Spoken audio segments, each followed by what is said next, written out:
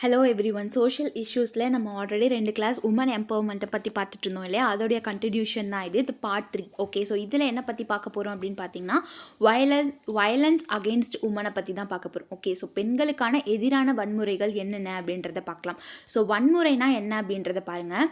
So வன்முறை violence means என்ன அப்படின்னு பார்த்தீங்கன்னா, பெண்களுக்கு எதிராக நடக்கக்கூடிய ஒரு டொமஸ்டிக் வயலன்ஸ்னு சொல்லலாம். ஓகே, ஸோ ஒரு நாட்டிலேயோ சரி இல்லை வீட்டுக்குள்ளேயோ சரி எத்தனையோ பெண்கள் என்ன பண்ணுறாங்க, அடிமைப்படுத்திடுறாங்க. அதே மாதிரி அவங்களுக்கு உடலாலையும் சரி மனதாலையும் சரி நிறையா துன்புறுத்துறாங்க. ஸோ இது எல்லாத்துக்குமே ஆளாக்கப்படுறவங்கள தான் என்ன அப்படின்னு சொல்லுவாங்கன்னா உமன் வயலன்ஸ் அப்படின்னு சொல்லுவாங்க. ஓகே, ஸோ நல்லா பார்த்துக்கோங்க.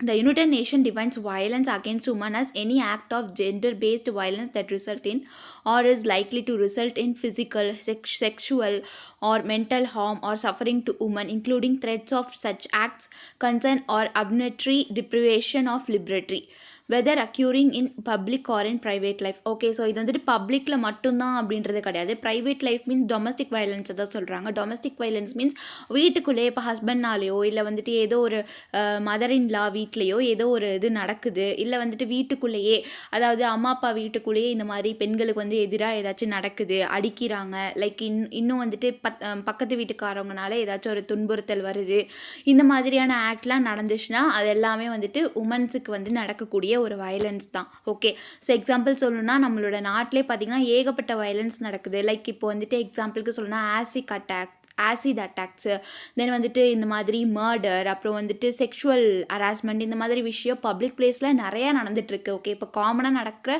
ஒரு விஷயங்கள் தான் பெண்களுக்கு. ஓகே, ரீசெண்டாக நீங்கள் கேஸ் பார்த்தீங்கன்னா ஏகப்பட்ட கேஸ் நம்மளோட 2024 அவ்வளோ கேஸ் பெண்கள் பாதிக்கப்பட்டிருக்காங்க. ஓகே, ஸோ சில பேர் செத்தே போயிடுறாங்க. அவங்க எல்லாத்தையுமே இதுலேருந்து பாதுகாக்கணும், எந்த மாதிரியான ஸ்கீம்ஸ்லாம் கொண்டு வந்திருக்காங்க அப்படின்றத பற்றி தான் நம்ம பார்க்க போகிறோம். எதனால பெண்கள் மட்டுமே அஃபெக்ட் ஆகுறாங்க அப்படின்றத பாருங்கள். ஸோ ஏன் அப்படின்னு பார்த்தீங்கன்னா, பெண்களுக்கு பெண்களே கொல்றது கிடையாது, பெண்களை ஆண்கள் தான் கொல்றாங்க. ஓகே, அதாவது பார்த்தீங்கன்னா 38% ஆணால் தான் பெண்கள் கொல்லப்படுறாங்க. ஓகே, இப்போ 100% ஆஃப் நம்மளுடைய நாட்டில் இருக்க பெண்கள் சாவுறாங்க அப்படின்னா அதில் 38% ஆணால் மட்டும்தான். மித்தபடி அவங்க சூசைட் அட்டன் பண்ணிக்கலாம், இல்லை ஆக்சிடென்ட் வைஸ் இதெல்லாம் விட்டுருங்க. ஸோ பட் ஆனால் அந்த 38%, அதாவது நம்மளோட கிளாஸில் நீங்கள் பார்ப்பீங்க. ஓகே, ஸோ பின்னாடி வரக்கூடிய டாபிக்ஸில் நீங்கள் இதெல்லாம் தெரிஞ்சுக்கலாம். ஓகே, நெக்ஸ்ட் பாருங்கள். Violence against women is a social, economic development, legal, educational, human right and health issue, physical or mental issue. ஓகேவா, பெண்களுக்கு எதிரான வன்முறை என்பது சமூக ரீதியாக இருக்கட்டும் சரி, இல்லை பொருளாதாரமாக இருக்கட்டும் சரி, இல்லை வளர்ச்சி சட்ட இதுலையாக இருக்கட்டும் சரி, இல்லை கல்வியிலையாக இருக்கட்டும் சரி, இல்லை மனித உரிமை மற்றும் ஆரோக்கியம், உடல் மற்றும் மன பிரச்சனையில இருந்தும் இவங்களுக்கு இந்த மாதிரி வயலன்ஸ் நடக்குது. Okay, then it is a preventable cause of morbidity and mortality in women. அதாவது இது பெண்களுடைய நோயுற்ற தன்மை மற்றும் இறப்புக்கான ஒரு தடுக்கக்கூடிய காரணமாகும் அப்படின்னு சொல்கிறாங்க. Okay, violence against women occur throughout the life cycle of pre birth, infancy, childhood, adulthood to old age. So என்ன அப்படின்னு பார்த்தீங்கன்னா, முற்பிறப்பு, இல்லை குழந்தை பருவம், அப்புறம் இளமை பருவம், முதியவர் வயது முதல் முதுமை வரை வாழ்க்கை சுழற்சி முழுவதும் பெண்களுக்கு எதிரான வன்முறைகள் நினைக்கின்றன. அதாவது சின்ன வயசுலேருந்தே, ஓகேவா, அதாவது குழந்தையில இருந்துமே சரி, ஓல்டான கிழவிங்களாக இருக்கட்டும் சரி, ஓகே, ஸோ பெரியவங்களாக இருக்கட்டும் சரி, சிறு குழந்தைகளில் இருந்து பெரியவங்களாக இருக்கட்டும் சரி, அவங்களுக்குமே இந்த மாதிரியான வயலன்ஸ் அட்டாக் நிறையா நடந்துகிட்ருக்கு. ஓகே, அது ஃபிசிக்கலாக இருக்கட்டும் சரி, இல்லை மென்டல் வைஸாக இருக்கட்டும் சரி. ஓகே, இதே டீனேஜ் கேர்ள்ஸ், இல்லை அன்மேரிடு, இந்த மாதிரியான பெண்களுக்கு ரொம்ப அதிகமாக என்ன ஆகும் அப்படின்னு பார்த்தீங்கன்னா, ஒர்க்கிங் பிளேஸில், ஸ்கூல், காலேஜஸ், இந்த மாதிரிலாம் செக்ஷுவல் ஹராஸ்மெண்ட் நடக்கும். அதே மாதிரி ட்ராவலில் பார்த்தீங்கன்னா அதுலேயுமே பார்த்தீங்கன்னா நம்மளுக்கு ஏகப்பட்ட வயலன்ஸ் நடக்கும். ஓகே, ஸோ அதே மாதிரி ஆஃப்டர் மேரேஜ்க்கு அப்புறம் பார்ட்னர்னால சில பேருக்கு வயலன்ஸ் அதிகமாக, டொமஸ்டிக் வயலன்ஸ் நடக்கும், வரதட்சணை கொடுமை, இந்த மாதிரி ஏகப்பட்ட பிரச்சனைகள் பெண்களுக்கு அதாவது பிறந்ததுல இருந்தே நடந்துட்டு தான் வந்துட்டுருக்கு. ஓகே, அதுக்கு ஒரு என் கார்டே இல்லை. அதாவது எப்படி சொல்கிறது, அவங்க கிழவியாக போனாலுமே அவங்களுக்கு செக்ஷுவல் ஹராஸ்மெண்ட் நடந்துட்டு தான் இருக்குது நம்மளோட இந்தியாவில். அதை தான் இங்கே சொல்கிறாங்க. இதுக்கான ஃபேக்ட்ஸ் அண்ட் ஃபைண்டிங்ஸ் என்ன அப்படின்றது பாருங்கள். உண்மைகள் மற்றும் கண்டுபிடிப்புகள் என்ன அப்படின்றத பாருங்கள். WHO இவங்க வந்துட்டு வேர்ல்டு ஹெல்த் ஆர்கனைசேஷன் சொல்கிறாங்க 1லேருந்து 3ல் 1 பங்கு வந்துட்டு, அதாவது 35% உமன்ஸ் வந்துட்டு தங்களுடைய இன்டிமேட் பார்ட்னர்னால் ஃபிசிக்கல் வயலன்ஸ் அட்டாக் ஆகுது அப்படின்னு சொல்கிறாங்க. ஓகே, ஸோ என்ன அப்படின்னா, பெண்கள் தங்கள் வாழ்நாளில் உடல் அல்லது பாலியல் நெருங்கிய கூட்டாளி வன்முறை அல்லது துணை அல்லாத பாலியல் வன்முறையை அனுபவிக்கிறார்கள் அப்படின்றாங்க. ஓகே, ஸோ 3ல் 1 பங்கு பார்த்திங்கன்னா நெய்பர்ஹுட்டாக இருக்கட்டும் சரி, இல்லை வீட்டுக்குள்ளே இருக்கிறவங்களே ரிலேஷனாக இருக்கட்டும் சரி, அவங்க மூலியமாகவே பெண்கள்லாம் என்ன பண்ணிடுறாங்க அப்படின்னு பார்த்திங்கன்னா இந்த மாதிரியான ஹராஸ்மெண்ட்டுக்கு ஆளாகிடுறாங்க. ஸோ சில பேர் தான் இதை வந்துட்டு வெளியில் வந்து சொல்கிறாங்க. ஓகே, சில பேர் அவங்களுக்குள்ளே மறைச்சி வச்சுக்கிறாங்க. அதனால் அவங்களுக்கு மென்டல் வைஸாகவும் அவங்க பாதிக்கப்படுறாங்க. ஸோ சிறு வயதுலேருந்தே அவங்களுக்கு பெருசாக எது மேலேயும் நம்பிக்கை இல்லாமல் போயிடும். எல்லாருமே இப்படி தான் அப்படின்ற ஒரு கான்செப்ட் அவங்களுக்கு வந்துடுது. ஓகே, ஸோ அதை யாருனாலையும் சொல்ல முடியாது, யார்கிட்டையும் சொல்ல முடியாது அப்படின்ற ஒரு தயக்கத்தினால, ஒரு பயத்தினால, நம்ம மேலே தான் தப்பு அப்படின்ற ஒரு பயத்தினால அந்த பெண்கள் வந்துட்டு வெளியில் சொல்ல மாட்டாங்க. ஒரு சில பெண்கள் தான் வெளியில் வந்து சொல்லுவாங்க. ஓகே, சில பெண்கள் வந்துட்டு வீட்டுக்குள்ளே நடக்கும், மதர்-இன்-லா வீட்டுக்குள்ளே நடக்கும் இந்த மாதிரியான விஷயங்கள். அப்புறம் வந்துட்டு சொந்தக்காரவங்க கூட இருக்கும்போது இந்த மாதிரியான விஷயங்கள் அதிகமாக நடக்கும். ஓகே, ஸோ நம்ம படத்துலையும் பார்த்துருப்போம், நேரில் எத்தனையோ கேசஸில் இந்த மாதிரிலாம் நடந்துகிட்ருக்கு. ஓகே, அதில் ஒரு சிலர் தான் வெளில வந்திருக்கு. வெளியில் வரும். அது எப்படின்னா, அந்த பெண் இறந்ததுக்கப்புறமா இல்லை ஏதோ ஒன்று சூசைட் அட்டன் பண்ணிக்கிட்டா அப்படின்ற ஒரு இதில் தான் அப்போ தான் வெளியில் வரும். அதுக்கு முன்னாடி வெளியில் வராது. அது வரையும் அவள் வந்துட்டு இந்த பாலியல் கொடுமையெல்லாம் அனுபவிச்சுட்டு தான் இருப்பாள்.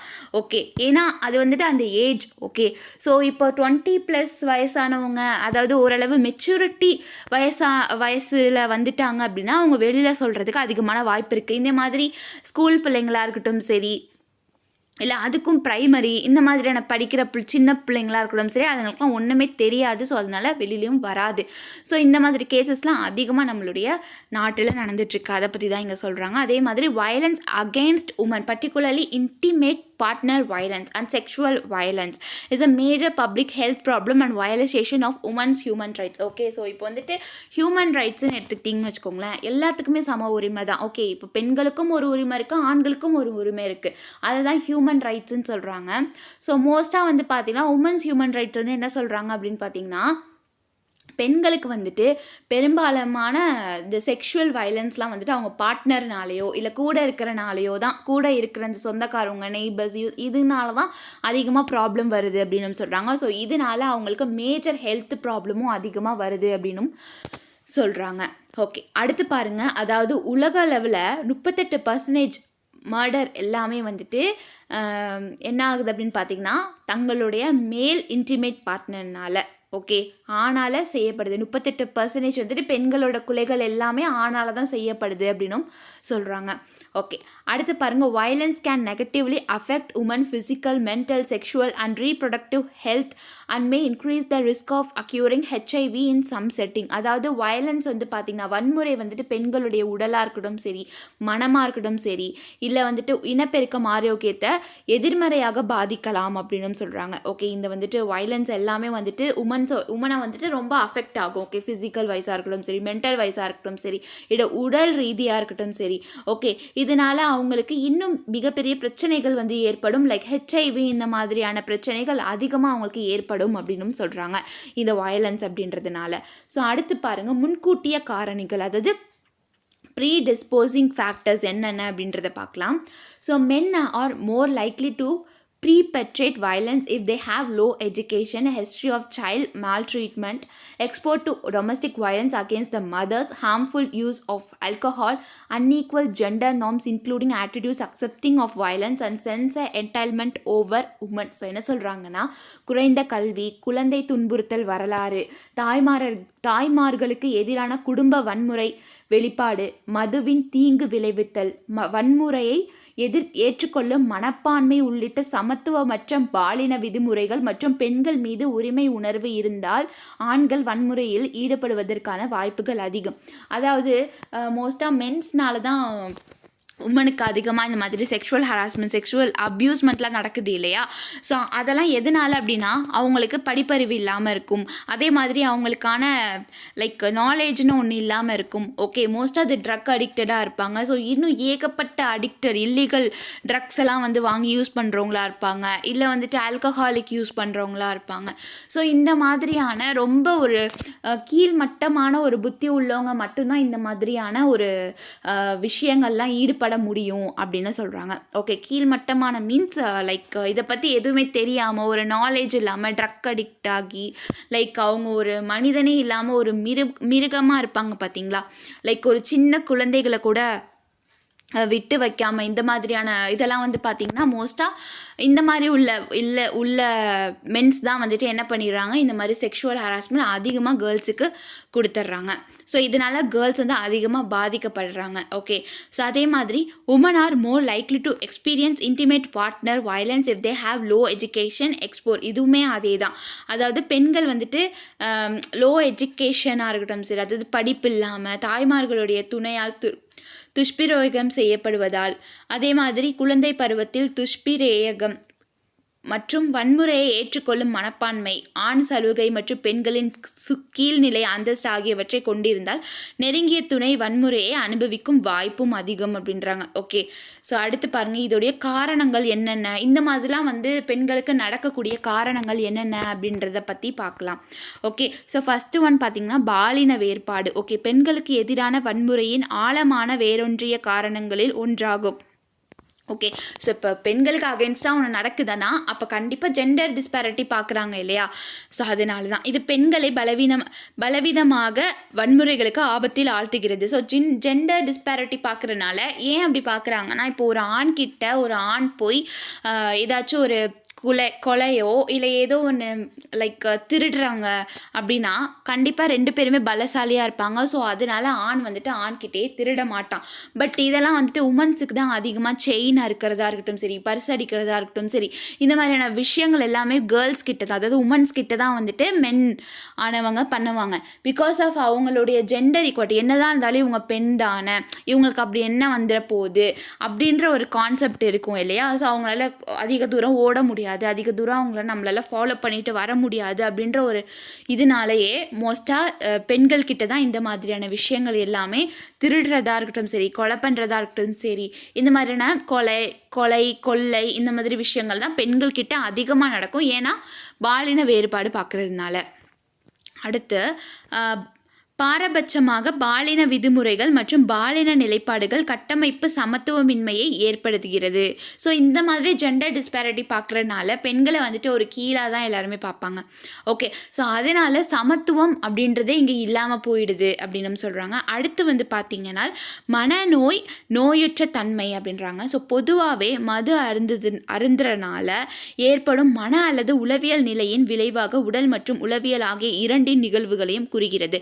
அதாவது பார்த்திங்கன்னா இப்போது ஒரு நார்மல் பர்சனுக்கும் அந்த ட்ரக்ஸ் எடுத்துக்கிற ஒரு பர்சனுக்கும் நிறைய விதமான வித்தியாசங்கள் இருக்கும். ஸோ இப்போ ட்ரக்ஸ் எடுத்துக்கிட்டு ஒரு விஷயத்த பண்ணுறாங்க, ஒரு தப்பான விஷயத்த பண்ணுறாங்க அப்படின்னா அவங்களுக்கு என்ன பண்ணுறோம் அப்படின்னு தெரியாது. லைக் அவங்க மூளையே கொஞ்சம் கூட வேலை செய்யாது. ஸோ இந்த ட்ரக்ஸ் பற்றிலாம் நீங்கள் படிச்சிருந்தீங்க அப்படின்னா உங்களுக்கு நல்லா தெரியும். ஸோ நார்மலான ஹியூமனுக்கும் அந்த ட்ரக்ஸ் எடுத்துக்கிற அந்த ஹியூமன்ஸுக்கும் ரொம்ப அதிக அளவில் டிஃப்ரென்ஸ் இருக்கும். ஓகே, அவங்க ஒரு கான்ஷியஸ் மைண்ட் இருக்காது.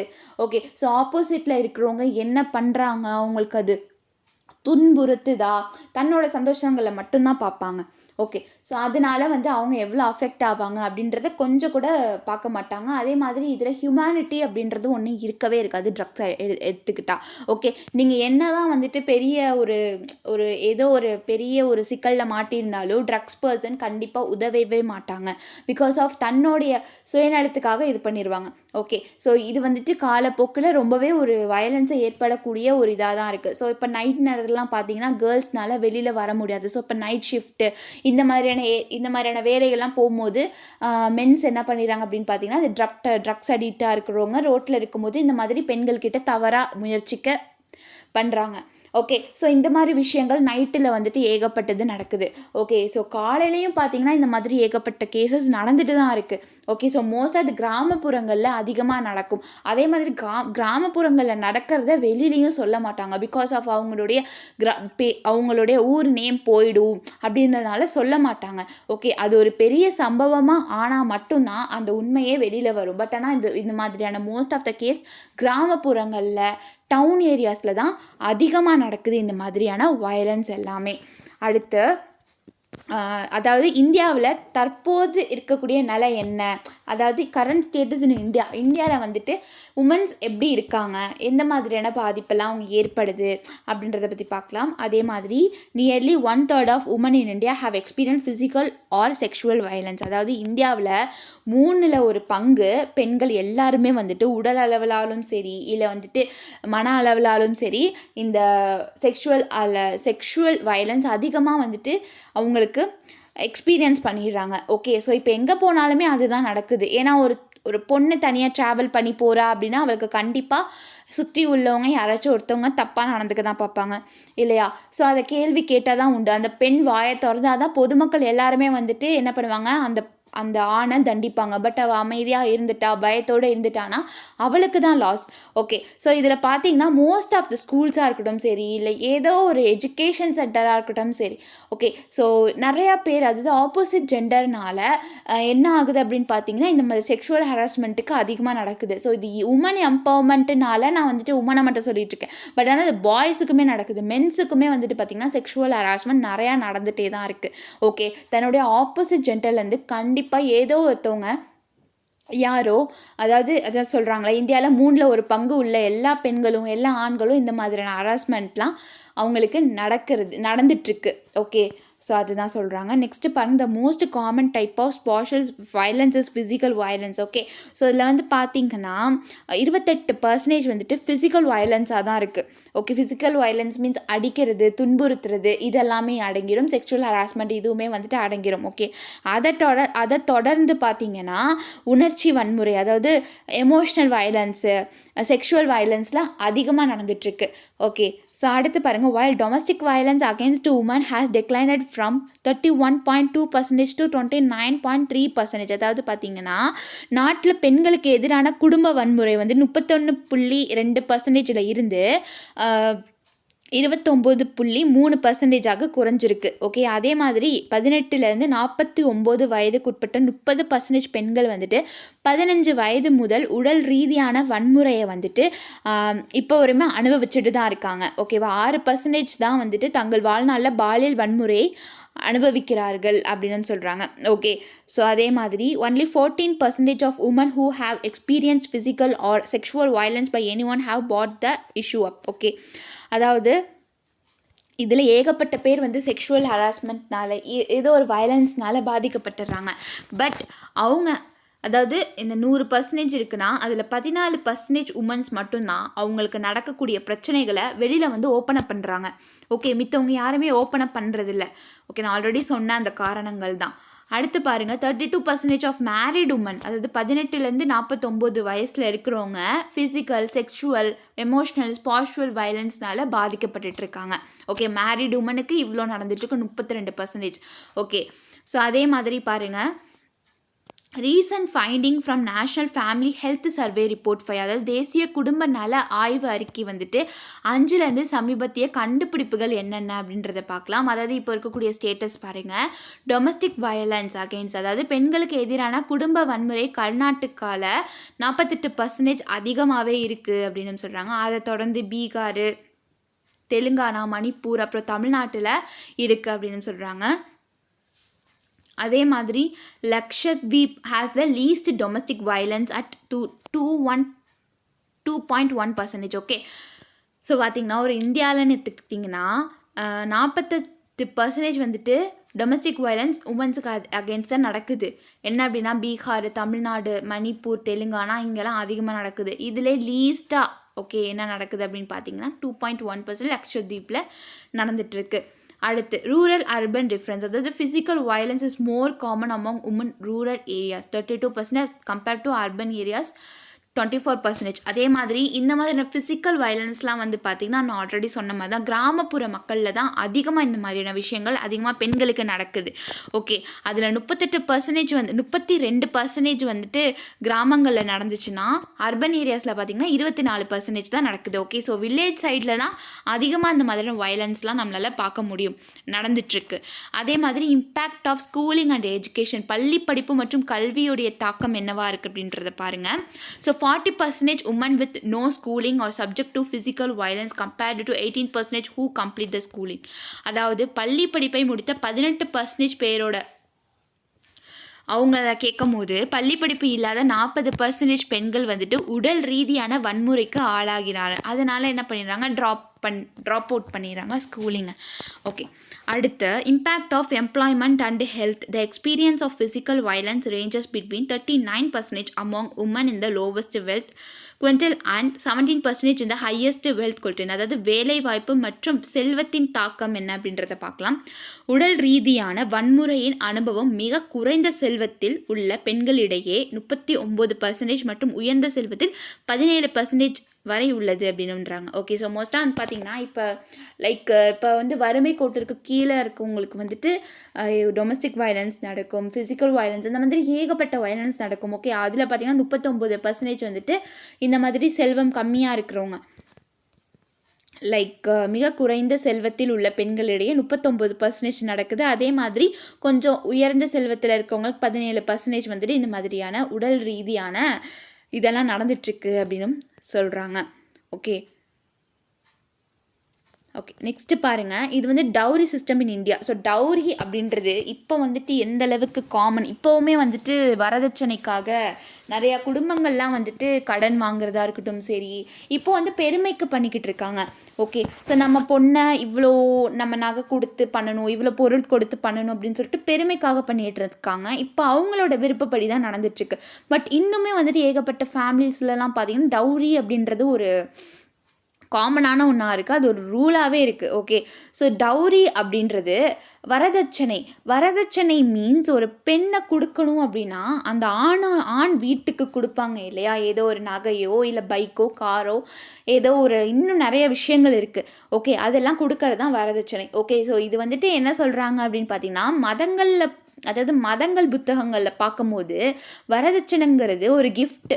ஓகே, அதாவது வாழ்நாள்லேருந்து நம்மளோட பெண் வந்துட்டு இன்னொரு வீட்டுக்கு போகும்போது அவங்களுக்கு கொடுக்கக்கூடிய ஒரு கிஃப்ட், அது அந்த பெண்ணுக்கு தான் சேர வேண்டிய ஒன்று. ஓகே, பட் காலப்போக்கில் அது என்னவா ஆயிடுச்சு அப்படின்னா அது ஒரு கொடுமையாகவே ஆயிடுச்சு. நீங்கள் இவ்வளோ 50 பவுன் போட்டால் மட்டும்தான் நீ இந்த வீட்டில் இருக்க முடியும், என்னோட மகனுக்கு வந்துட்டு நீ இவ்வளோ செய்யணும் அப்படின்ற மாதிரியான ஒரு கான்செப்ட் வந்துட்டு இருந்துச்சு. ஓகே, பட் அதனால ஏகப்பட்ட கொடுமைகள், ஏகப்பட்ட டொமஸ்டிக் வயலன்ஸ், ஏகப்பட்ட தகராறுகள் நம்மளோட இந்தியாவில் நடந்து வந்துட்டே தான் இருந்துச்சு. ஸோ அதெல்லாம் தடுக்கிறதுக்கு தான் எவ்வளவோ ஆக்ட்லாம் நம்ம வந்துட்டு கொண்டு வந்துட்டு இருந்தாங்க. ஓகே, ஸோ அதை பற்றி தான் நம்ம ஃபுல்லாக பார்க்க போகிறோம். ஸோ இப்போ வந்து பார்த்திங்கன்னா இன்னும் நிறையா ஃபிலிம்ஸில் பார்த்துருப்பீங்க. ஓகே, இப்போ உள்ள ஃபிலிம்ஸில் இதை பற்றி குறிப்பிட்டிருக்க மாட்டாங்க. பட் இன்னும் நம்ம இந்த 80s 90s இந்த ஃபிலிம்லலாம் நீங்கள் பார்த்துருந்தீங்கன்னு வச்சுக்கோங்களேன், இதை பற்றின கான்செப்ட்லேயே நிறையா மூவிஸ் இருக்கும். ஓகே, ஸோ அப்போல்லாம் எந்த அளவுக்கு வரதட்சணை அப்படின்றது இருந்துச்சு அப்படின்றது உங்களுக்கு தெரியும். ஓகே, ஸோ வரதட்சணை அப்படின்றது பார்த்திங்கன்னா என்னோட பையனை நான் இந்த அளவுக்கு படிக்க வச்சுருக்கேன், அந்த செலவு எல்லாமே பெண் வீட்டார்கள்கிட்ட கட்டி விட்டுறாங்க. ஸோ இந்த மாதிரியும் இன்னும் ஃபேமிலிஸ் இருக்காங்க. அதுவும் ரூரல் ஏரியாஸில் படிப்பறிவு இல்லாதவங்க, நாலேஜ் இல்லாத, எஜுகேஷன் நாலேஜ் இல்லாதவங்க இந்த மாதிரியான வேலைகளில் இருந்து அதிகமாக பண்ணிகிட்ருக்காங்க. பட் இப்போ உள்ள ஜென்ரேஷன் பார்த்திங்கன்னா இப்போ இருக்க 2024 2025 இப்போ வந்து பார்த்திங்கன்னா கண்டிப்பாக அது ஒரு பெருமைக்காகவும் நம்ம பொண்ணு நல்லா இருக்கணும், நம்ம பொண்ணுக்கு ஒரு கிஃப்டாக இருக்கணும் அப்படின்றது பண்ணிகிட்ருக்காங்க.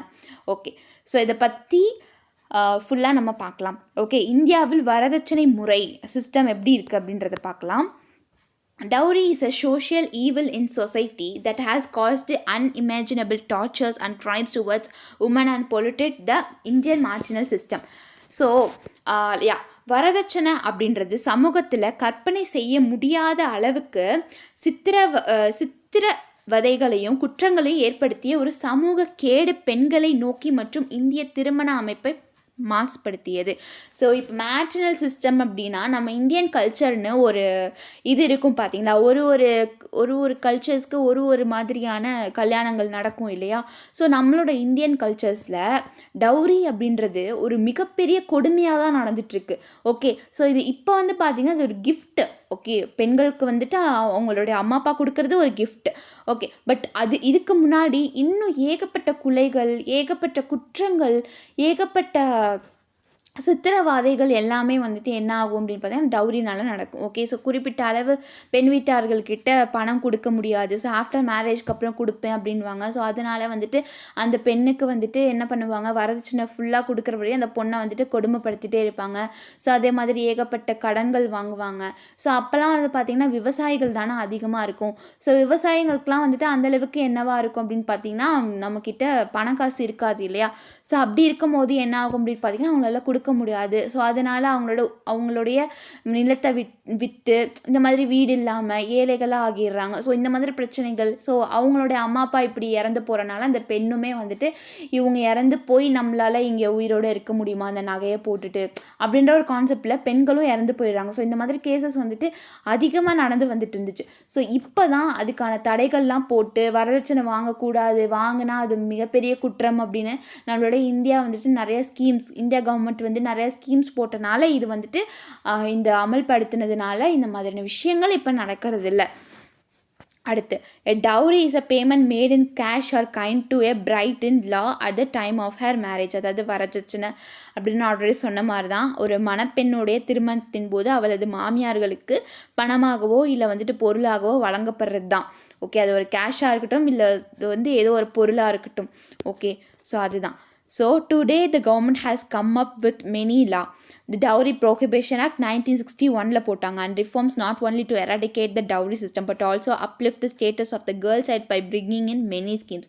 ஸோ இந்த மாதிரி கொடுமைகள்லாம் நம்மளுடைய இந்தியாவில் நிறையா நடந்துட்டு இருந்தனால டவுரிக்குன்னு சொல்லிட்டு ஒரு ப்ரோஹிபிஷன் ஆக்ட் போட்டாங்க 1961 டவுரிக்கு தடையா அப்படின்னு சொல்லிட்டு. ஸோ இது வந்துட்டு எதுக்கு அப்படின்னு பார்த்தீங்கன்னா டவுரிக்கு மட்டும் கிடையாது, பெண்களுக்கு எதிரான பெண் குழந்தைகளுக்கு எதிராக ஏதாச்சும் ஒரு விஷயங்கள் நடக்குது, like child marriage, teenage pregnancy இந்த மாதிரி நடக்குதுன்னு வச்சுக்கோங்களேன், இது எல்லாமே சட்டம் வந்துட்டு கேள்வி கேட்குறதுக்கான ஒரு இதாக தான் இருக்கும். இந்த மாதிரியான ஸ்கீம்ஸ்லாம் அதிகமாக நம்மளோட இந்தியன் கவர்மெண்ட் கொண்டு வந்தாங்க.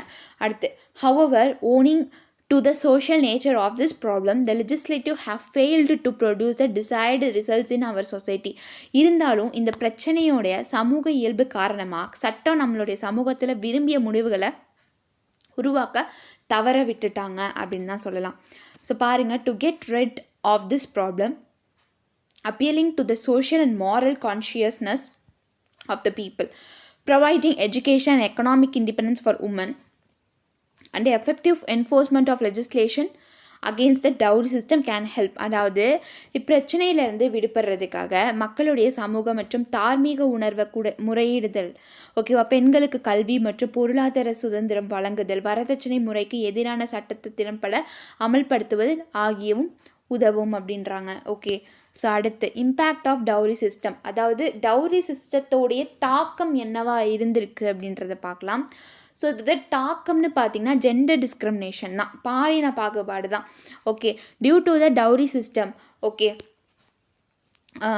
என்னென்னா many a times it has been seen that women are seen as a liability and are often subjected to subjection and are given second hand treatment, may it be education or other amenities. அதாவது பெண்கள் வந்துட்டு ஒரு பொறுப்பாகவே பார்க்கப்படுவது.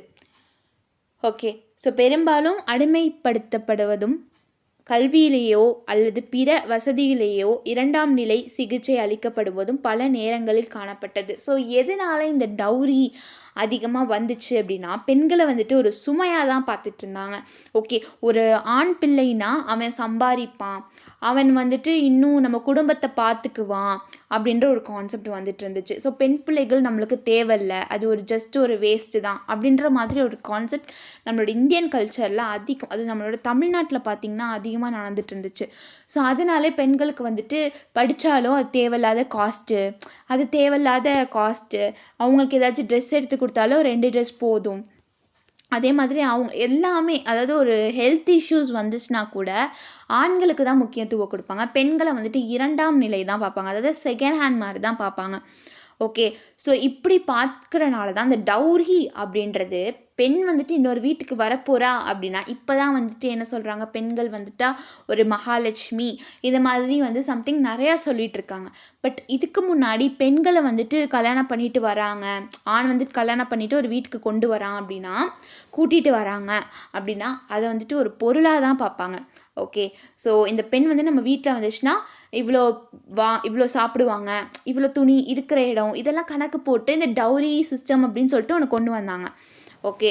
So அந்த மாதிரி தான். இன்னும் சொல்லப்போனால் like ஹாஸ்டலில் வந்துட்டு நம்ம சேர்றதுக்கு முன்னாடி அட்வான்ஸ் பே பண்ணும், ரெண்ட் பே பண்ணுவோம்ல, லைக் தட் அந்த மாதிரி சிஸ்டம் தான் டவுரியில் வந்துட்டு அதிகமாக வந்து நம்மளோட இந்தியனில் இருந்துட்டு இருந்துச்சு. ஓகே. எக்ஸாம்பிளுக்கு நான் அந்த மாதிரி தான் சொன்னேன். பட் அந்த மாதிரி தான் நடந்துட்டு இருந்துச்சு. ஓகே. அடுத்து அஃபெக்டிங் கரியர் ஆஃப் உமன், அதாவது பெண்களுடைய தொழிலை வந்து பாதிக்கும். Okay. The larger context for the practice of dowry is the poor presence of women in the workforce and the consequent lack of financial independence. அதாவது வரதட்சணை நடைமுறையில் பெரிய சூழல் என்னவா இருக்கும் அப்படின்னு பார்த்தா தொழிலாளர்களுடைய பெண்கள் மோசமான இருப்பு மற்றும் அதன் விளைவாக அவர்களுக்கு நிதி சுதந்திரம் இல்லாததுனாலையும். ஓகே. அதே மாதிரி சமூகத்தின் ஏழ்மையான பிரிவினர் தங்கள் மகள்களை வேலைக்கு அனுப்புகிறார்கள் மற்றும் கொஞ்சம் பணம் சம்பாதிக்கிறார்கள், அவர்களின் வரதட்சணைக்காக சேமிக்க உதவுகிறார்கள். ஸோ மோஸ்ட்டாக பார்த்தீங்கன்னா உமன்ஸ் வந்துட்டு வேலைக்கு போயிட்டு தான் இருந்தாங்க. லைக் இன்னும் இந்த கூலி தொழில்கள்னா சொல்லுவாங்க பார்த்தீங்களா, அந்த மாதிரியான வேலைகளுக்கு அதிகமாக போவாங்க. கல் தூக்கிறது, மண் தூக்கிறது, இன்னும் விவசாய நிலங்கள், அக்ரோபேஸ்ட் இண்டஸ்ட்ரீஸ் இந்த மாதிரியான வேலைகளுக்கு அதிகமாக பெண்கள் போவாங்க. ஸோ அப்படி இருக்கும் போது ஆண்களுக்கு ஒரு சேலரி, பெண்களுக்கு ஒரு சேலரி அப்படின்ற மாதிரி தான் இருக்கும். ஓகே. ஸோ அப்போ பெண்களுக்கு கம்மியான சேலரி தான் கொடுப்பாங்க. வேஜஸ் கூலி தொகை ஓகே கம்மியாக தான் கொடுப்பாங்க. ஸோ அதனாலே வந்து பெண்களை ஒரு கீழ் மட்டமாக தான் பார்த்துட்டு இருந்தாங்க. ஓகே. இந்த ஆக்ட்லாம் வரதுக்கு முன்னாடி அதே மாதிரி வந்து பார்த்திங்கன்னா அவங்களுடைய அம்மா அப்பாவே தன்னுடைய பெண்களை உங்களுடைய வரதட்சணைக்காக வேலைக்கு அனுப்புவாங்க. லைக் இந்த மாதிரி அக்ரோபேஸ்ட் இண்டஸ்ட்ரியில். ஓகே. இந்த மாதிரியான விஷயங்கள்லாம் நம்மளுடைய இந்தியாவில் அதுவும் தமிழ்நாட்டில் அதிகமாக நடந்துட்டு இருந்திருக்கு. ஓகே. ஸோ அடுத்து பாருங்கள், the regular middle and upper class backgrounds to send the daughters to school but not emphasis career options. அதாவது இந்த மிடில் கிளாஸ் ஃபேமிலிஸாக இருக்கட்டும் சரி, இல்லை உயர்தர பின்னணியில் உள்ளவர்களாக இருக்கட்டும் சரி, ஓகே அப்பர் கிளாஸ் இந்த மாதிரியான கிளாஸஸில் இருக்கிறவங்க வந்து தங்களுடைய பெண்களை வந்துட்டு கண்டிப்பாக ஸ்கூல்ஸ் அனுப்புவாங்க. ஆனால் அவங்கள வந்துட்டு வேலைக்கு அனுப்ப மாட்டாங்க. ஓகே. ஸ்கூல் படிக்க வச்சுருவாங்க, வேலைக்கு அனுப்ப மாட்டாங்க. பட் இப்போ வரைக்குமே அது நடந்துட்டு தான் இருக்குது. பெண்கள் வந்து பிஜி வரையும் பண்ணுவாங்க. ஓகே. இன்னும் வந்துட்டு என்ன சொல்கிறது, பிஹெச்டியே முடிச்சிருப்பாங்க. பட் அவங்க வேலைக்குன்னு போகணும்னு வரும்போது குடும்பம் தடை பண்ணும். இப்போ வரைக்குமே அது நடந்துட்டு தான் இருக்குது சொல்லப்போனால். ஓகே. ஸோ அந்த மாதிரி இப்போ வரையுமே நடந்துகிட்ருக்கு. இது அங்கே எப்போயோ ஆரம்பித்த ஒன்று இப்போ வரையுமே தொடர்ந்துட்டுருக்கு. இன்னும் சில எஜுகேஷனல் பேரண்ட்ஸ்லாம் வந்து வேலைக்கு போகணும். ஸோ இப்போ வேலைக்கு போகணும் அப்படின்றது அடிமைத்தனத்தினால மட்டும் இல்லை. அடிமைத்தனம் போகணும் லைக் எப்படி சொல்கிறது, இப்போ வேலைக்கு போனால் அவள் நல்லா சம்பாரிச்சிருவா அப்படின்ற ஒரு கான்செப்ட் மட்டும் கிடையாது. அவங்களுக்கு ஏதாச்சும் அங்கே வயலன்ஸ் நடக்கும் அப்படின்ற ஒரு பயத்தினாலேயோ நம்ம சொசைட்டி இப்படி இருக்கிறதுனாலையோ வேலைக்கு அனுப்ப மாட்டாங்க. ஓகே. பட் வீட்டுக்குள்ளே இருந்தாலும் எத்தனையோ ஸ்மால் பிஸ்னஸ் பண்ணுறவங்க இருந்து தான் இருக்காங்க. பட் அதையுமே பண்ண விட மாட்டாங்க. ஓகே. ஸோ மோஸ்ட்டாக இது ஒரு சில ஒரு சில ஃபேமிலிஸ் இது அதிகமாக நடக்கும். ஓகே. ஸோ இப்போ மெச்சூர்டாக ஹஸ்பண்ட்ஸ் எல்லாமே வந்து பார்த்திங்கன்னா வேலைக்கு அனுப்புகிறாங்க, வீட்டுக்குள்ளே ஏதாச்சும் பிஸ்னஸ் செய்ய வைக்கிறாங்க. பட் இன்னும் அன்மெச்சூர்டாக இருக்கக்கூடிய ஹஸ்பண்ட்ஸ் எல்லாமே பெண்கள் எல்லாமே ஆண்களுக்கு கீழே தான் அப்படின்ற ஒரு கான்செப்டில் இன்னும் இருக்காங்க. இது மோஸ்ட்டாக கிராமப்புறங்களில் அவங்க வளர்ந்த ஸ்டைல், அவங்க வளர்ந்த விதம், ஒரு பெண்ணை இப்படி தான் நடத்தணும் அப்படின்னு பார்த்து வளர்கிறனால அவங்க இந்த மாதிரிலாம் இப்போ வரையும் அஃபெக்ட் ஆகிட்டு இருக்காங்க. ஓகே. ஸோ இது எப்போயோ நடந்த ஜென்ரேஷன். பட் இப்போ வரையும் தொடர்ந்துட்டுருக்குன்னா அந்த வீட்டிலேருந்து இன்னொரு ஆண் வருவான், இன்னொரு பெண் வருவாங்க. அவங்க ஒய்ஃப் அவங்க எப்படி நடத்துகிறாங்களோ அப்படி தான் அவங்க பையன் பார்ப்பான், அந்த பொண்ணு பார்க்கும். ஸோ அப்படியே தொடர்ந்து வந்துட்டுருக்கனால இன்ன வரையுமே அந்த மாதிரியான விஷயங்கள் கண்டிப்பாக வந்துட்டு தான் இருக்குது. ஸோ இது ஒரு காரணமாகவும் இருக்கலாம். அதே மாதிரி பல பெண்கள் வந்துட்டு திருமணமாகாமல் முடிவடைகிறார்கள். ஏன் அப்படின்றத பாருங்கள். an uncountable number of girls in the country, okay, despite being educated and professionally competent, remain endlessly unmarried because their parents cannot fulfill the demand for pre-marriage dowry. ஓகேவா, நாட்டில் எண்ணிலடங்கா பெண்கள், அதாவது அன்கவுண்டபிள் கேர்ள்ஸ் இருக்காங்க இல்லையா, அவங்க எல்லாமே வந்துட்டு கல்வியறி பெற்றவர்களாகவும் தொழில் ரீதியாக திறமை வாய்ந்தவர்களாகவும் இருந்தாலுமே திருமணத்திற்கு முந்தைய வரதட்சணை கோரிக்கையை வந்துட்டு பெற்றோர்களால் ஃபுல்ஃபில் பண்ண முடியாததுனால இன்னும் வரைக்குமே 35 வயசுக்கு மேலேயும் பெண்கள் வந்துட்டு திருமணம் ஆகாமல் இருக்கிறாங்க அப்படின்னு சொல்கிறாங்க. ஓகே, ஏன்னா அந்தளவுக்கு அவங்க வரதட்சணை கேட்குறாங்க. ஓகே, அந்தளவுக்கு வரதட்சணை கேட்டுட்டு இருந்தாங்க. நெக்ஸ்ட்டு, பெண்களுடைய புறநிலைகள், ஆப்ஜெக்டிஃபிகேஷன் ஆஃப் உமன் என்ன அப்படின்றத பார்க்கலாம். ஸோ தற்கால வரதட்சணை அப்படின்றது மணப்பெண்ணுடைய குடும்பம், சக்தி வாய்ந்த இணைப்புகள் மற்றும் பணம் சம்பாதிக்கும் வாய்ப்புகளை இணைப்பதற்கான முதலீடு போன்றது.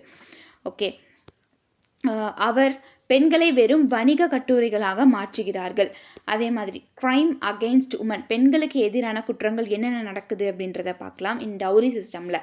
இன் சம் கேசஸில் the dowry system leads to crime against women ranging from emotional abuse and injury to even deaths. Okay, so என்ன அப்படின்னா சில சந்தர்ப்பங்களில், ஓகே, இன் சம் கேசஸில் வரதட்சணை அப்படின்றது வரதட்சணை முறை அப்படின்றது பெண்களுக்கு ஒரு எதிரான வழக்குன்னு தான் சொல்லுவாங்க. உணர்ச்சி ரீதியான துஷ்பிரயோகம் மற்றும் காயம் முதல் மரணங்கள் வரை கூட. ஓகே, ஸோ டவுரினால் ஏகப்பட்ட வயலன்ஸ் நடந்துட்டு தான் இருக்குது. ஸோ நெக்ஸ்ட்டு வந்துட்டு இது ஒரு இம்பார்ட்டண்ட்டான டாபிக், செக்ஷுவல் ஹராஸ்மெண்ட். ஓகே, உமனுக்கு நடக்கக்கூடிய செக்ஷுவல் ஹராஸ்மெண்ட், பாலியல் துன்புறுத்தல்னு சொல்லுவாங்க. ஓகே, ஸோ ஏகப்பட்ட பாலியல் துன்புறுத்தங்கள் வந்துட்டு வீட்டுக்குள்ளேயே நடக்கும், வீட்டுக்கு வெளியில் நடக்கும், எங்கே போனாலும் இது நடக்கக்கூடிய ஒரு விஷயங்கள் தான். ஓகே, அதை நம்ம வந்துட்டு குரல் கொடுத்தா மட்டும்தான் நம்மளால் அதுலேருந்து தப்பிக்க முடியும். குரல் கொடுக்காம நம்ம வந்துட்டு அப்படியே இருந்தோம்னா நம்ம அதில் வந்துட்டு ஒரு விக்டிமாக தான் இருப்போம். ஓகே, ஸோ டிராஃபிக்கிங் இந்த மாதிரி, அதாவது கடத்துறது, ஒரு பெண்களை வந்துட்டு கட்டாயப்படுத்தி ஒரு ப்ராஸ்டியூஷன் இந்த மாதிரியான வேலைகளை செய்ய வைக்கிறது, இது எல்லாமே இதுக்குள்ளே அடங்கும்.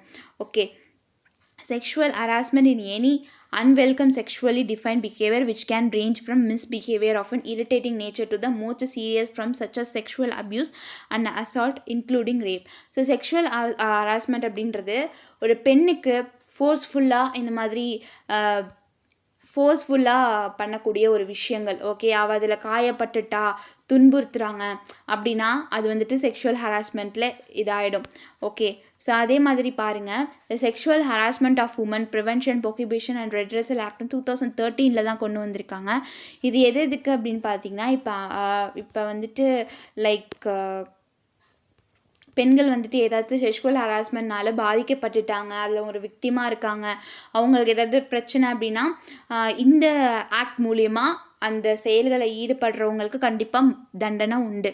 ஓகே, ஸோ தண்டனைகளை பற்றி சொல்லப்போனால் ஏகப்பட்ட தண்டனைகள் நம்மளோட இந்தியாவில் தூக்கு தண்டனை, அப்புறம் ஆயுள் தண்டனை, இது மட்டும்தான் இருக்குது. ஓகே, ஸோ அப்படி இருக்கும்போது ஆயுள் தண்டனை தான் அதிகமாக வந்துட்டுருக்கே தவிர தூக்கு தண்டனை அப்படின்றது அந்த பெண் வந்துட்டு அப்யூஸ் ஆயிட்டா அப்படின்னா அது ஆயுள் தண்டனையில் முடிஞ்சிடுது. இதுவே அந்த பொண்ணு மரணிச்சிட்டா அப்படின்னா அது கண்டிப்பாக வந்துட்டு அந்த ஆணும் வந்துட்டு மரணம் ஆயிடுறான்.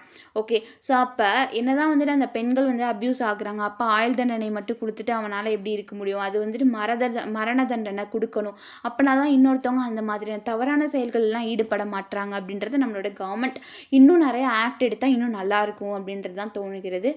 ஸோ அப்புறம் பாருங்கள், ஃபிசிக்கல் கான்டாக்ட் அட்வான்சஸ், உடல் தொடர்பு மற்றும் முன்னேற்றங்கள். ஓகே, அடுத்த demand or request for sexual favours, அது பாலியல் விருப்பங்களுக்கான கோரிக்கை அல்லது கோரிக்கை அப்படின்றாங்க. மேக்கிங் செக்ஷுவலி கரர் ரிமார்க்ஸ், பாலியல் வண்ண கருத்துக்களை கூறுறதும். ஷோயிங் ஆபாசத்தை காட்டுவது. ஸோ செக்ஷுவல் ஹராஸ்மெண்ட்னா இது எல்லாமே தான். Okay, so any other unwelcome physical verbal, ஒரு வார்த்தையாலேயோ இல்லை ஏதோ ஒரு தப்பான படங்களையோ இந்த மாதிரியான விஷயங்களை காட்டுறதுமே வந்து செக்ஷுவல் ஹராஸ்மெண்ட் தான். தப்பான வார்த்தைகளை பேசினாலுமே ஒரு செக்ஷுவல் ஹராஸ்மெண்ட்டு தான். ஓகே, இது எல்லாமே அடங்கும். ஸோ இந்த மாதிரி தப்பு செய்கிறவங்களுக்கு கண்டிப்பாக அந்த ஆக்ட் 2013 படி அவங்களுக்கு தண்டனை கண்டிப்பாக விதிக்கப்படும். ஓகே, அதே மாதிரி பார்த்திங்கன்னா ஒர்க் பிளேசஸில் உமன் அதிகமாக செக்ஷுவல் ஹராஸ்மெண்ட் பாதிக்கப்படுறாங்க. அது எப்படி என்ன அப்படின்றத பார்க்கலாம். ஸோ பாருங்கள், பணியிடத்தில் பாலியல் துன்புறுத்தல் என்பது விரும்பத்தக்காத பாலியல் வலியுறுத்தப்பட்ட நடத்தையாகும். ஓகே, ஸோ இது தனிநபரின் பணி செயல்திறனின் நியாயமற்ற முறையில் தலையிடுவது அல்லது அச்சுறுத்துவதும், விரோதமாக தவறான அல்லது புண்படுத்தப்படும் பணி சூழலை உருவாக்கும் நோக்கம் அல்லது விளைவை கொண்டுள்ளது. ஸோ பார்த்தீங்கன்னா ஒர்க் பிளேசஸில் பார்த்தீங்கன்னா இப்போ இன்னும் சினி இண்டஸ்ட்ரீஸ்னு சொல்லணுன்னா இன்னும் நீங்கள் தவறான ஒரு பாதையில் நீங்கள் போனால் மட்டும்தான் இதுக்குள்ளே இன்வால்வ் ஆக முடியும் அப்படின்னு சொல்லிட்டு நமக்கே செக்மேட் வச்சுருவாங்க. ஓகே, அப்படி இருக்கும்போது அவங்களுக்கு விருப்பம் இல்லைனாலும் அப்படி அந்த வயலன்ஸில் அவங்க ஈடுபட்டுறாங்க. ஸோ இன்னும் சொல்லப்போனால் ஒர்க் பிளேசஸில் ஒரு மிடில் கிளாஸ் ஃபேமிலியோ இல்லை அப்பர் மிடில் கிளாஸோ இவங்க எல்லாம் என்ன பண்ணிடுறாங்க அப்படின்னு பார்த்தீங்கன்னா கண்டிப்பாக அவங்களுக்கு வந்துட்டு வேலை ஒன்று இருக்குது. ஓகே, ஸோ அப்படி இருக்கும்போது மேனேஜரோ இல்லை பக்கத்தில் உள்ள எம்ப்ளாயீஸோ இந்த மாதிரியான தவறான செயல்களை ஈடுபடுறாங்க. ஓகே, ஸோ அவங்களால அந்த வேலையில் விட்டு நிறுத்தவும் முடியாமல் இன்னும் அதிலே பாதிக்கப்பட்டுருக்காங்க. ஸோ குடும்ப சூழ்நிலையிலான அந்த கம்பெனியில் அவங்க இருக்கிற மாதிரி இருக்குது. பட் ஆனால் இந்த மாதிரியான ஒர்க் பிளேசஸில் அதிகமாக இந்த மாதிரியான விஷயங்கள் நடந்துகிட்ருக்கு உமன்ஸுக்கு. ஓகே, ஸோ அதே மாதிரி இந்த ஆக்ட் 2013 கொண்டு வந்தாங்க இல்லையா, அதை பற்றி பார்ப்போம். First of all, implied or explicit promise of preferential treatment in her employment அதாவது அவளது வேலை வாய்ப்பில் அவளுக்கு முன்னுரிமை அளிக்கப்படும் என்ற மறைமுகமான அல்லது வெளிப்படையான வாக்குறுதி. ஓகே, அடுத்து அவரது வேலையில் தீங்கு விளைவிக்கும் சிகிச்சையின் மறைமுகமான அல்லது வெளிப்படையான அச்சுறுத்தல். அடுத்து அவரது தற்போதைய அல்லது எதிர்கால வேலை நிலை பற்றிய மறைமுகமாக அல்லது வெளிப்படையான அச்சுறுத்தல். அதே மாதிரி அவளுடைய வேலையில் குறுக்கிடுதல் அல்லது அவளுக்கு அச்சுறுத்தும் அல்லது புண்படுத்தும் அல்லது விரோதமான வேலை சூழலை உருவாக்குதல். அடுத்து அவமானகரமான சிகிச்சையானது அவளது உடல் நலம் மற்றும் பாதுகாப்பை பாதிக்கும். ஸோ இது எல்லாமே தான் வந்துட்டு பார்த்திங்கன்னா ஒர்க் பிளேஸில் நடக்கக்கூடிய ஒரு விஷயங்கள். அடுத்து பாருங்கள், role of women and women's organisation. பெண்கள் மற்றும் பெண்கள் அமைப்புகளின் பங்கு என்ன அப்படின்றத பார்க்கலாம். இதோட introduction. So mother nature made women and equal of human society. Men made them as subordinates in many ways. அதாவது தாய் இயற்கை பெண்களை மனித சமுதாயத்தில் சமமான பாதியாக மாற்றினாலுமே ஆண்கள் அவர்களை பல வழிகளில் கீழ்ப்படிந்தவர்களாக ஆக்கினார். ஓகே, ஸோ என்னதான் ஒரு குழந்தையை பெற்றெடுக்கும் அவங்கள வந்துட்டு ஒரு பெரிய ஒரு மதராக ஒரு குயினாக பார்த்தாலுமே ஆண்களுடைய சில செயல்கள்னால பெண்களை கீழே தான் பார்த்துட்ருக்காங்க. அடுத்து வரலாற்று சூழலில் நாகரிகம், மதம், சாதி மற்றும் கலாச்சாரம் போன்றவற்றில் பெண்களுடைய நிலை கணிசமாக வேறுபடுகிறது. ஸோ இன்னும் கல்ச்சராக இருக்கட்டும் சரி, இல்லை கேஸ்ட், ரிலீஜன், சிவிலைசேஷன் இந்த மாதிரி இவங்களோட ஸ்டேட்டஸ் இருக்கும்போது கேர்ளோட ஒரு உமனோட ஸ்டேட்டஸ் வேறு மாதிரி தான் இருக்குது. ஓகே, அவங்க இப்படி தான் இருக்கணும், இவ்வளோ கட்டுப்பாட்டோடு தான் இருக்கணும் அப்படின்ற ஒரு கான்செப்ட் வந்துடுறனால அதை படிச்சுட்டு இவங்க என்ன பண்ணிடுறாங்க அப்படின்னு பார்த்தீங்கன்னா இப்படி தான் இருக்கணும், பெண்ணா இப்படி தான் அப்படின்ற மாதிரி வந்துடுது. The only commonly is that they are generally housewife looking after their family. Okay, பொதுவாக அவர்கள் குடும்பத்தை கவனிக்கவும் இல்லத்தரசிகள் என்பது மட்டுமே பொதுவானது. ஸோ இப்போ வரைக்குமே ஆண் அப்படின்னா வேலைக்கு போகணும், பெண் அப்படின்னா வீட்டு வேலை பார்த்துட்டு ஹவுஸ் ஒய்ஃபாக தான் இருக்கணும் அப்படின்ற ஒரு கான்செப்ட் நிறையா பீப்புள்ஸ் கிட்ட இருக்குது. ஸோ அடுத்து பாருங்கள், position of women in historical times. இது இயர்லி வேதிக் பீரியட், அதாவது 1500 BC 1000 BCலேருந்து எப்படி இருந்துச்சு, வரலாற்று காலத்தில் பெண்களுடைய நிலை என்னவா இருந்துச்சு அப்படின்றத பார்க்கலாம். So first one, social economic status. சமூக பொருளாதார நிலையில் women were accorded high respect and dignity. அதாவது பெண்களுக்கு உயர்ந்த மரியாதையும் கண்ணியமும் வழங்கப்பட்டது. எப்போ அப்படின்னு பார்த்தீங்கன்னா 1500வது வருஷத்தில். ஓகே, அப்போயே வந்துட்டு பெண்களுக்கு உயர்ந்த மரியாதையும் கண்ணியமும் வழங்கப்பட்டுச்சு. ஓகே, அடுத்து இந்த காலத்தில் பெண்கள் வந்துட்டு பர்தாவை கடைப்பிடிப்பதில்லை. அந்த காலகட்டத்திலலாம் பார்த்திங்கன்னா பெண்கள் இப்போ அணியிறாங்க இல்லையா, ஃபுர்கா அப்படின்னு சொல்லுவாங்க இல்லையா, பர்தா, இதெல்லாம் அப்போ வந்துட்டு அணிகிறது இல்லை 1500 அந்த காலகட்டத்தில், இயர்லி வேதிக் டைம்ஸில். இந்த economic field also women enjoyed freedom. பொருளாதார துறையிலுமே வந்துட்டு பெண்கள் வந்துட்டு சுதந்திரத்தை தான் அனுபவிச்சுக்கிட்டு இருந்தாங்க. அதே மாதிரி எஜுகேஷனில் பாருங்கள், in education women enjoyed equality with men. They were even allowed to spend life gurukul. அதாவது கல்வியில் ஆண்களுக்கு நிகராகவே சமத்துவத்தை பெண்களும் அனுபவிச்சாங்க. ஆண்கள் எந்த அளவுக்கு படிக்கிறாங்களோ அதே அளவுக்கு என்னவா இருக்குது அப்படின்னு பார்த்தீங்கன்னா பெண்களுமே படித்தாங்க. அவர்கள் வந்து குருகுலத்தில் வாழ்க்கையை கழிக்கக்கூட அனுமதிக்கப்பட்டனர். ஓகே, அடுத்து there were women poets like Apala, Vishvara, Ghosha, Lopamudra during this era which is calling Vedic period. So இந்த காலகட்டத்தில் இவ்வளோ உமன்ஸ் வந்து போயட்டிக்ஸாக இருந்திருக்காங்க. ஓகே, அடுத்து மேரேஜ் ரைட்ஸ், திருமண உரிமைகளை பற்றி பார்க்கலாம். Women usually get married lately, அதாவது பெண்களுக்கு சமீப காலமாக திருமணம் நடைபெறுவது வழக்கமாகவே தான் வந்துட்டு இருந்துச்சு. Okay, they have considerable freedom in choosing the partner, life partner, particularly in higher caste. For instance, Kshatriya society brides had the excessive right of selecting their own consort, which has known as ஸ்வயம்வரா. அவர்கள் தங்களுடைய வாழ்க்கை துணையை வந்துட்டு தேர்ந்தெடுக்க அவங்களுக்கு rights இருந்திருக்கு. Okay, so அதே மாதிரி எப்படி சொல்கிறது அப்படின்னா, எந்த ஒரு கேஸ்ட்டுமே பார்க்க மாட்டாங்க. எக்ஸாம்பிளுக்கு சொல்லணும் அப்படின்னா, இந்த ஒரு சமுதாயத்தில் சேர்ந்த மணப்பெண் வந்துட்டு இன்னொரு சமுதாயத்தை சூஸ் பண்ணிக்கலாம் அப்படின்ற மாதிரியும் கான்செப்ட் அதிகமாக வந்துட்டு இருந்துச்சு. அதே மாதிரி டவுரி சிஸ்டம் அப்படின்றது ஒன்றும் இல்லை. Okay, but in rich and royal family some kind of gift is given to the royal family. So dowry system அப்படின்றது ஒன்று இல்லை. ஓகே, ஸோ இப்போ தான் இந்த வரதட்சணை அப்படின்றது ஒன்று இருக்குது. பட் அதுக்கு இயர்லி வேதிக் பீரியட்ஸில் இதெல்லாம் இல்லை. பட் ஆனால் இன்னும் இந்த உயர்தரமான ஃபேமிலிஸ் லைக் கிங் குயின் அவங்களுக்கு கீழெலாம் இருப்பாங்க இல்லையா, அவங்களாம் தன்னுடைய மகளுக்கு ஒரு ராயல் ஃபேமிலியாக இருப்பாங்க. அவங்களாம் தங்களுடைய மகளுக்கு வந்துட்டு என்ன பண்ணுவாங்க அப்படின்னு பார்த்திங்கன்னா, அவங்களுடைய விருப்பத்தோடு ஒரு கிஃப்ட் மாதிரி வழங்குவாங்க. அடுத்து அதே மாதிரி விதவை மறுமணங்கள் அனுமதிக்கப்படன. அதே மாதிரி உமன்ஸில் வந்துட்டு விடோஸ்லாம் இருப்பாங்க பார்த்தீங்களா. இப்போ வந்து அதாவது ஒரு ஒரு எப்படி சொல்கிறோம், மிடிவல் ஏஜில் தான் நிறையா பார்த்துட்ருப்போம். சதி இந்த மாதிரி விஷயங்கள் நிறையா நடந்துட்டு இருந்துச்சு. பட் இந்த இயர்லி வேதிக் பீரியடில் இதெல்லாம் நடக்கலை. மறுமணத்துக்கும் அதாவது திருமணமாகி அவங்க ஹஸ்பண்ட் இறந்துட்டாங்க அப்படின்னா அவங்க மறுமணம் செஞ்சுக்கலாம் அப்படின்ற ஒரு பர்மிஷனும் இருந்துச்சு, அப்படின்ற ஒரு இதுவும் இருந்துச்சு, அனுமதிக்கப்பட்டாங்க. அப்புறம் ப்ராப்பர்ட்டி ரைட்ஸ்னு பார்த்தீங்கன்னா சொத்து உரிமைகள். அதே மாதிரி property inheritance is very limited, but unmarried girls get some share of their father's property. Okay, so சொத்து பரம்பரை மிகவும் குறைவாகவே உள்ளது. ஆனால் திருமணம் ஆகாத பெண்கள் தங்களுடைய தந்தையிலோடைய சொத்திலேருந்து ஒரு பங்கை எடுத்துக்கலாம்.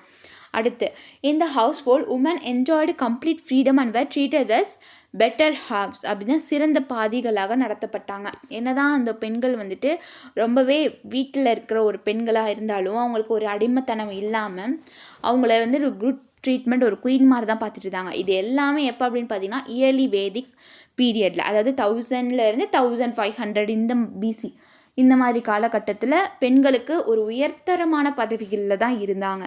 ஓகே, ஸோ இதோட நம்மளுக்கு இந்த கிளாஸ் முடியுது. இதோடைய கண்டினியூஷன் நம்ம நெக்ஸ்ட்டு கிளாஸ் பார்ப்போம்.